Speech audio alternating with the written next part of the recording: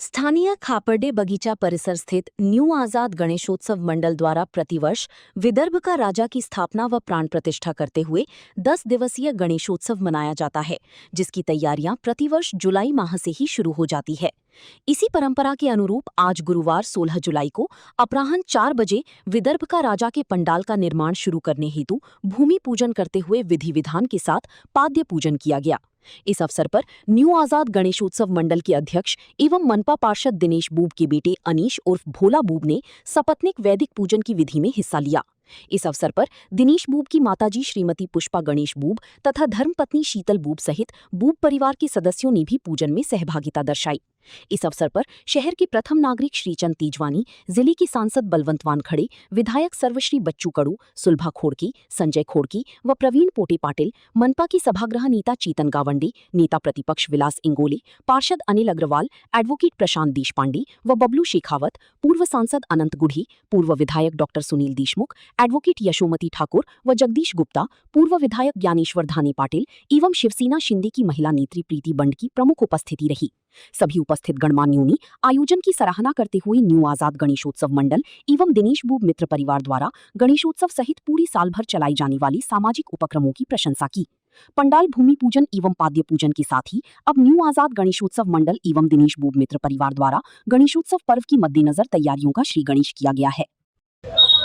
New Azad Ganeshotsav मंडळाच्या वतीने दरवर्षी या ठिकाणी विदर्भाच्या राजाची स्थापना होते।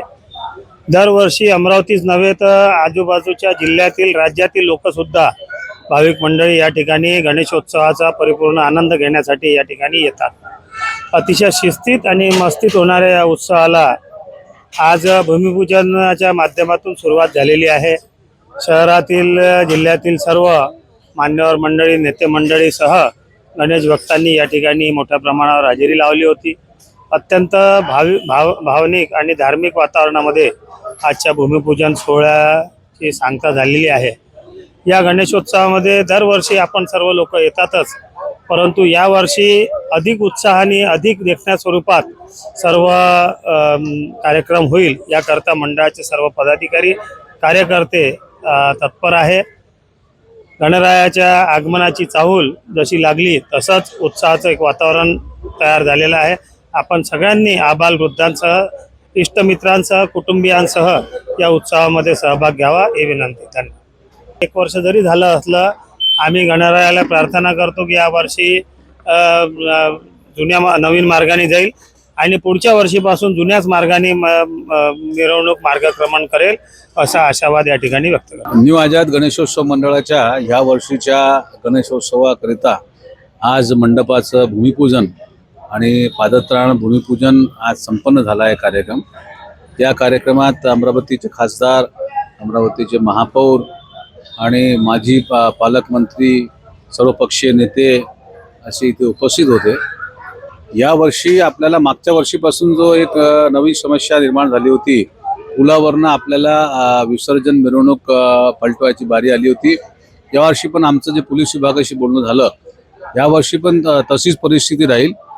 फक्त येणाऱ्या दिवसात आम्ही त्या बाबीची घोषणा करूच, पण ह्या वर्षी विसर्जनाच्या ठिकाणी आतापर्यंत जे न्यू आझाद गणेशोत्सव मंडळाच्या विदर्भाच्या राजाच्या देखाव्याला कधीच नव्हतं, असं यावर्षी विसर्जनच्या वेळेस तिथे काहीतरी नवीन अमरावतीकरांना आणि गणेश भक्तांना आणि विदर्भाच्या राजावर प्रेम करणारा गणेश भक्तांना ते पाहायला मिळेल। तिथे हजारो लोकांची बसाची व्यवस्था राहील आणि तिथे काही धार्मिक आणि भक्तिमय वातावरणाच्या हिशोबाने आम्ही काही त्याचं नियोजन केलेलं आहे। येणाऱ्या दिवसात गणेशोत्सवाच्या अगोदर त्याची आम्ही रीतसर घोषणा करू।